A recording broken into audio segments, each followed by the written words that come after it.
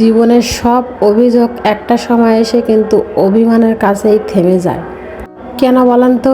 পৃথিবীতে যখন আপনি কারোর উপরে আর অভিযোগ করার জায়গা পাবেন না, তখন কিন্তু পাহাড় সমান মানে এক আকাশ পরিমাণ অভিমান কিন্তু আল্লাহর ওপর জমতে থাকবে। মানুষ কখন অভিযোগ করা ছেড়ে দেয় বলেন তো? যখন জীবনের কাছে হেরে যায়, যখন চার দেয়ালের গায়ে তার পিঠ ঠেকে যায়, তখন শুধু আল্লাহর উপর অভিমান করা ছাড়া আর কোনো পথই থাকে না। আল্লাহর উপর কি কোনো মানুষ সহজে অভিমান করে? করে না। যখন পৃথিবীতে কারোর ওপর করতে পারে না অভিমান, তখন কিন্তু উপর আল্লাহর ওপরেই সে অভিমানটা জমিয়ে ফেলে। আমরা মানুষ খুবই বিচিত্র জীব, কিন্তু আমরা কোথায় অবহেলা পাই, কোথায় ভালোবাসা পাই সেটা কিন্তু ঠিকই বুঝতে পারি। যখন আপনার উপরে অবহেলাটা বেশি হবে, তখন কিন্তু অভিযোগের জায়গাটা তৈরি হয়ে যাবে। আর একটা সময় দেখবেন যখন অভিযোগটা বন্ধ হবে, তখন কিন্তু ঠিক অভিমানের জায়গাটা তৈরি হয়ে যাবে। তখন নিজের উপর অভিমান হবে, বা নিজের উপর অভিমান থেকেই কিন্তু আল্লাহর উপর অভিমান জমতে থাকবে যে কেন আল্লাহ তো চাইলে আমার এই পরিস্থিতি থেকে বার করতে পারে, বা আমার কোনো সুদিন সে এনে দিতে পারে, তাহলে কেন দেয় না? তখন মনে হয় আমার রব, আমার সৃষ্টিকর্তার কাছে তো আমার অনেক প্রশ্ন আছে, যে প্রশ্নের উত্তরগুলো জানা আমার খুবই প্রয়োজন। কিন্তু না, এই উত্তর মৃত্যুর পর ছাড়া আর কখনোই পাওয়া যাবে না, কারণ তার সাথে সাক্ষাৎ শুধু মৃত্যুর পরেই হবে। মানুষের আশাঘাতক করা ভালো, কিন্তু বিশ্বাসঘাতক করা ভালো না। একটা আশা যদি আপনি ভেঙে দেন, পুনরায় কিন্তু সে আশাটা সে আবার করতে পারবে। কিন্তু একটা মানুষের উপর যদি বিশ্বাসটা আপনার উঠে যায়, সারা জীবনেও কিন্তু আপনার মৃত্যুর আগ পর্যন্ত সেই বিশ্বাসটা কখনোই ফিরে আসবে না। জীবনে যাই করেন আশাঘাতক করবেন, কিন্তু কারোর বিশ্বাসঘাতক করবেন না। আমরা এমন অনেক মানুষই আছি যে জানি যাদের কাছে আমাদের কোনো মূল্য নেই, তারপরেও কিন্তু সেখানে পড়ে থাকতে হয় নিরুপায় হয়ে সমাজের জন্য। সমাজ নামক একটা মানে দায়বদ্ধ বলেন, মায়াজাল বলেন, এটা কিন্তু থেকেই যায়। আপনি যাই করেন না কেন, সমাজের ঊর্ধ্বে গিয়ে কিছু করতে পারবেন না, কারণ এই সমাজ আপনাকে মৃত্যু পর্যন্ত ঠেলে দেবে যদি এই সমাজের আইন কানুনের বাইরে চলে যান। কিন্তু আপনার পরিস্থিতি কিন্তু সমাজ কখনোই বোঝার চেষ্টা করবে না। তো যাই হোক, আজকে ইরার কিছু খেলনা নিলাম, তো দেখতে পাচ্ছেন যে ইরাও কিন্তু খেলনাগুলো দেখে খুবই খুশি হয়েছে। আর সেই খুশিতে কিন্তু মানে নাচতে শুরু করে দিছে, যে এত পরিমাণ খুশি হয়েছে তার।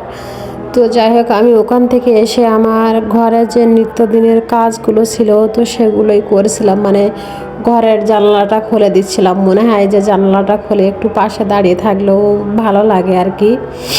তো যাই হোক, আমি ওখান থেকে এসে কিন্তু আমার এই যে বালিশগুলো আমি সব সময় এভাবে চেয়ারের উপরে রেখে দেই। আমার কেন জানি মনে হয় যে খাটের উপরে বিছনার উপরে রাখলে এগুলো এলোমেলো করে মানে বাচ্চারা, তো তার থেকে ভালো চেয়ারে থাকে, একটা কোণেই থাক, ওখানেই ভালো থাকবে। তো বালিশগুলো উঠিয়ে কিন্তু আমি এখন বেডটা খুব ভালোভাবে ঝাড়ু দিয়ে নিচ্ছি। তো বেডটা আমি ঘরটা ঝাড়ু দেওয়ার আগেই ঝাড়ু দিয়ে নেই, কারণ যদি বেডে কোনো ময়লা টলা থাকে তো সেগুলো নিচে পড়ে যাবে। আর যখন আমি ফ্লোরটা ঝাড়ু দেবো তখন কিন্তু ওই ময়লাগুলো একবারে বের করে নিয়ে যেতে পারবো। যদি আমরা খাটটা মানে পরে ঝাড়ু দেই, তাহলে কিন্তু আবার ঝাড়ু দেওয়া লাগবে ঘর। তো সেজন্যই কিন্তু এভাবে করি।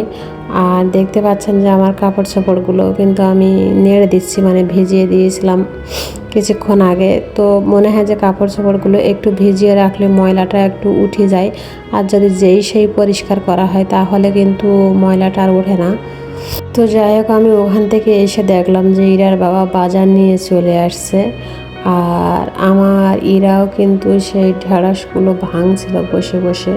ইরার বাবা কি বাজার আনলো তো সেটাই মানে দেখাচ্ছি। তো এই যে দেখেন ঢেঁড়স, মানে এইগুলো সব কিন্তু ইরার পছন্দেরই বাজার করছে বাবা, কারণ ইরা যা খায় তাই কিন্তু নিয়ে আসে। তো যাই হোক, আমি কিন্তু ওগুলো গুছিয়ে রান্না বান্না করতে চলে আসলাম কেটে কুটে নিয়ে। তো আমি ভাবছি যে কলমি শাক যেহেতু শুকায় যাবে, তো শাকটা আগে রান্না করে নেব। আর কলমি শাক বলে না, যে কোনো শাক আপনারা রান্না করে 6 ঘন্টার পরে সেগুলো আর খাবেন না, কারণ 6 ঘন্টার পরে কিন্তু শাকের ভিটামিনটা আর থাকে না, বরং ওর থেকে ক্ষতিটা বেশি হয়। আমরা যারা মনে করি যে না এই দুপুরে খাচ্ছে এটা থাক রাতে খেয়ে নেবো, কিন্তু রাতে 6 ঘন্টার আগে দুপুরে খেলে কিন্তু রাতে 6 ঘন্টা অনায়াসে পার হয়ে যায়, মানে রাত পর্যন্ত যেতে কিন্তু অনেক সময় হয়ে যায়। তো রাতে না খাওয়াই ভালো শাক, তখন কিন্তু গ্যাসের সমস্যা হতে পারে। তো শাকটা রান্না করার চেষ্টা করবেন সবসময় দুপুরের ভিতর শেষ করতে, মানে রান্না করে যেন খেয়ে ফেলা হয়ে যায়। আর বাকি যদি ঝোলের তরকারি থাকে সেগুলো তো আপনারা রাতে অনায়াসে খেতে পারেন। তো ওটা নামিয়ে আমি এখন ঢেঁড়সটা ভাজি করছি। ভালো থাকবেন সবাই, আল্লাহ হাফেজ।